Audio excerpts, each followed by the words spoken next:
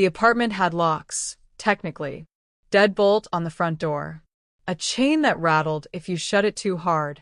But it never felt like I could actually lock anything, not my privacy, not my thoughts, and definitely not the door between me and his anger. Ever lived in a place where the walls were silent witnesses to your pain, and finally decided it was time to make them speak? Please subscribe. It started slowly. Abuse rarely screams at first, it whispers. The first time he criticized my outfit, I laughed.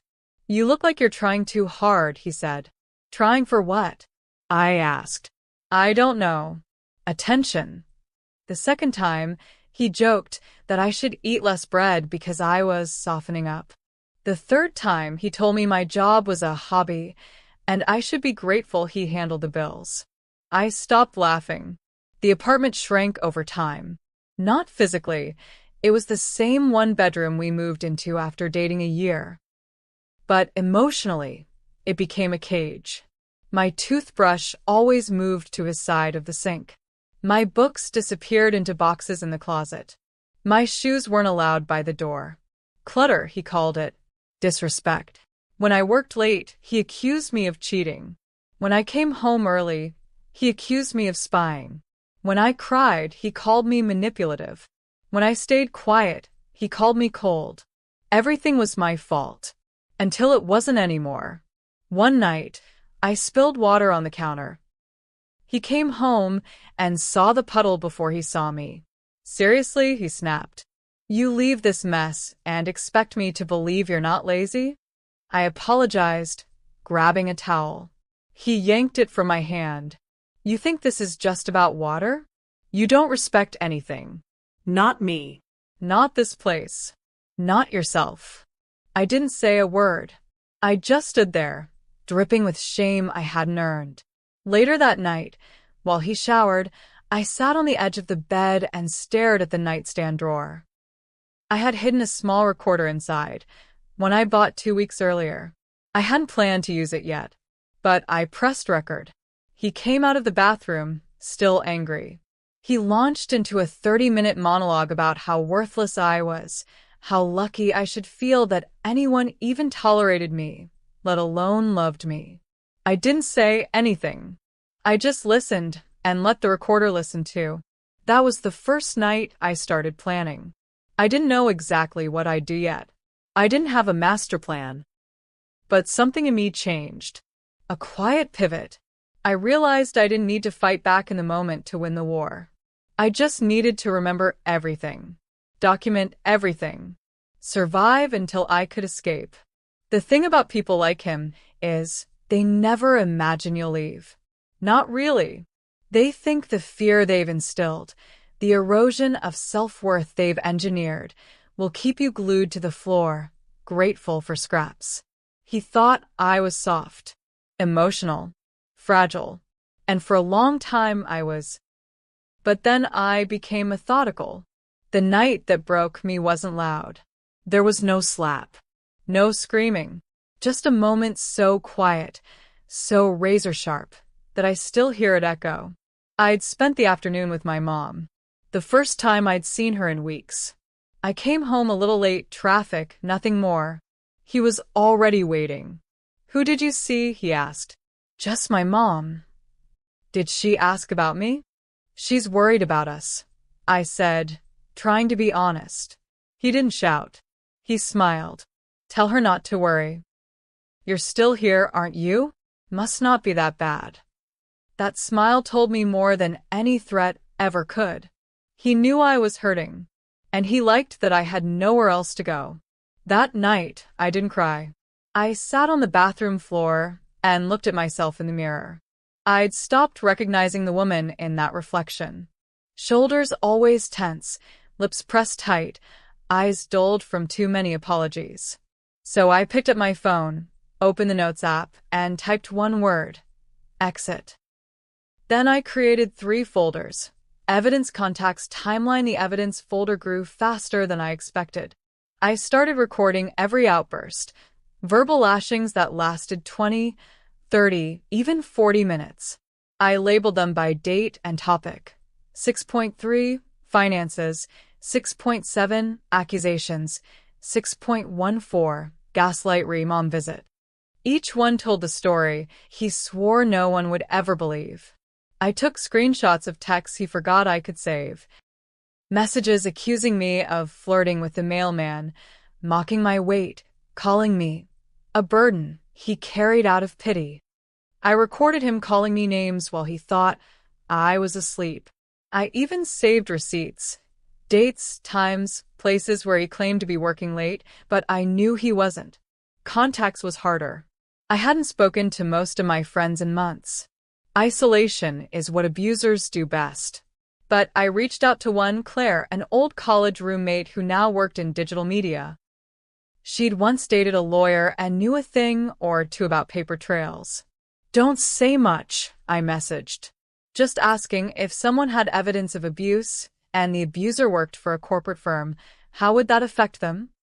She answered immediately, "Send nothing yet. Collect everything. If he used company email or phone for harassment, his firm will panic. Call me." The timeline was where I stitched it all together. When he said what?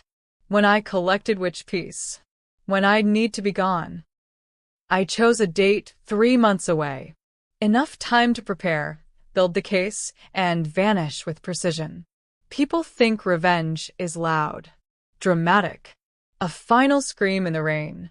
But real revenge, the kind that scars reputations and craters futures, is clinical, Planned. precise, almost boring in its execution. It started with an attorney, not a divorce lawyer. He and I were never married. That was one of the few blessings in disguise.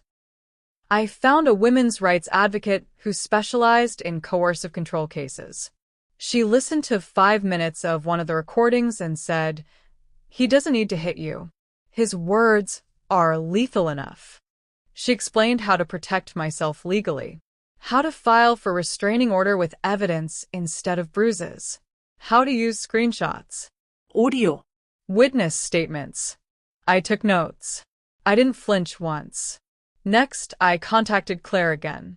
I asked her for help drafting an anonymous email tip, one that would land directly in the inbox of the HR director at his firm. What they didn't know yet was that his tirades weren't always confined to our apartment. Sometimes, when I didn't respond to his rants fast enough, he sent them via text. Or worse, email. From his company laptop. His signature line still on every message. The same laptop he used to berate me for not appreciating him. The same one he used to call me dead weight and lucky to be kept. Claire formatted the email beautifully. Polished. Emotionally detached. With links to the evidence folder and a list of timestamps. "They won't fire him immediately," she warned. "But they'll start watching. Document everything." Again. I nodded. I already had. Meanwhile, I mapped my escape. I opened a new bank account under my maiden name. I transferred small amounts daily, low enough not to trigger suspicion. I contacted an apartment management company across town, secured a unit, and told no one but my lawyer. I even scheduled a therapy session in secret to begin building my own documentation of recovery. Everything was falling into place. He, of course, noticed none of it. He was too busy slipping. The more I distanced myself, the more unstable he became. "You've changed," he said one night, gripping my wrist just a second too long. "You don't laugh at my jokes anymore. Don't you love me?" He whispered. I'm just tired. And I was. But not in the way he thought. I was tired of pretending I hadn't already unshackled myself from the life he kept me trapped in. 1 week before my exit, the firm responded. Not to me, but to him. They asked him to come in for a discussion regarding his conduct. He came home livid, blaming a jealous coworker for turning HR against him. I offered him tea, told him to breathe, and recorded everything.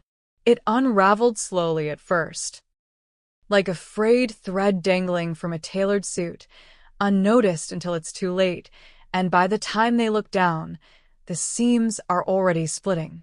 The day his job fell apart began like every other. Him barking over a Bluetooth headset, pacing the apartment shirtless like he owned not just our home, but the entire world. I stayed quiet. I stayed out of his way. I cleaned the kitchen he never thanked me for, folded laundry he hadn't touched. Then the phone rang. He looked at the number, frowned, and stepped into the bedroom. 10 minutes later, he came back out pale. "They're suspending me," he said, like the words didn't fit in his mouth. I blinked. For what? Some email crap. They said I sent hostile communication on company time. He dropped onto the couch like someone had pulled the bones out of his back. "You know how jealous people are. Probably that idiot in finance trying to sabotage me." I nodded. I let him believe it. Because in that moment, it was clear. He wasn't afraid of losing me. He was afraid of losing power. And he was only getting started. 2 days later, the official termination letter arrived. He didn't show it to me, but I saw it in the trash, shredded, taped with company letterhead fragments. That night, he drank. First 1 glass. Then another. Then 3. "You're not going to leave me too, right?" he asked, glassy-eyed. I tilted my head. Why would I? "You're still the man I signed up for, aren't you?" He smiled, relieved, and then passed out. I sent the final email that night. To his landlord. The restraining order was granted in the morning. The judge reviewed the recordings, the screenshots, the written testimony from Claire and the lawyer. There was no fanfare. Just a rubber stamp and a document that finally said what I'd known all along. He is a danger. To her peace, To her freedom. By the weekend, the eviction notice hit the door like a signature in bold ink. He woke up to it, confused, still hungover. "What is this?" "You don't live here anymore," I said simply. "You never did. I just hadn't told you yet." He raged. Threw a lamp. Shouted that I'd ruined his life. Said I was crazy. Ungrateful. A manipulative little b**********. I didn't flinch. I handed him the folder. Court order. HR response. Printed evidence. And then I handed him the key to nothing. "You can take your stuff. You've got 48 hours. After that, I'll have the building manager remove it." He screamed. I shut the door. By Monday, he was gone. By Tuesday, he was couch surfing with a friend who didn't yet know the full story. By the end of the month, he was applying for jobs he was overqualified for, none of which would take him once the HR background checks started ringing. It wasn't karma. It was cause and effect. He built a tower out of threats and manipulation. I just took away the foundation.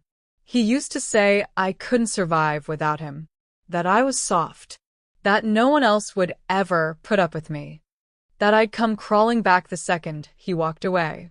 It's funny how loud a lie can sound when it's repeated every day until the silence proves it wrong. Because I didn't crawl. I didn't stumble. I didn't need to be rescued. I walked away. And I never looked back. In the weeks that followed his fall, I lived quietly. Not hiding, just breathing. The apartment, once a cage, felt like a cathedral. No footsteps slamming the door.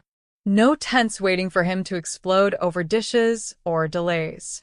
I'd leave music playing in the kitchen and not worry if the volume disrespected his space. I replaced the curtains. I painted the bedroom. I got a job offer across town and accepted it without asking permission. And I began therapy. Not to rebuild myself, because I was never broken, but to understand why I had tolerated someone who mistook control for love. The last time I heard from him was a text. "I hope you're proud. You cost me everything." I didn't reply. I deleted it, because I didn't cost him anything. He lost his job because he used company time to send hate. He lost his home because he violated a restraining order. He lost his reputation because the truth came out. All I did was hold up a mirror. He shattered it all by himself. 6 months later, I got an email from a former coworker of his, a woman I'd never met. She had read a blog post Claire helped me write anonymously about emotional abuse that left no bruises. She recognized the patterns, the words, even the phrasing. He did the same to me, she wrote. Thank you for saying what I never could. That's when I knew the silence he once demanded had become my weapon. I left town a year later, not because I had to, but because I could. New job. New apartment. New state. New version of myself that didn't need to look over her shoulder or walk on eggshells. I never told anyone where I went, but I did post one photo. A view from my new window. City skyline. Sun breaking through glass towers. And on the windowsill, one object, the old recorder. Still intact. Still charged. I captioned it simply, Volume, OFF. Evidence, eternal. He said I was too weak. Now he doesn't have a job, a home, or a future I didn't help dismantle. I didn't scream. I didn't beg. I recorded. I remembered. And then I rebuilt. Please subscribe to this channel for more real-life stories.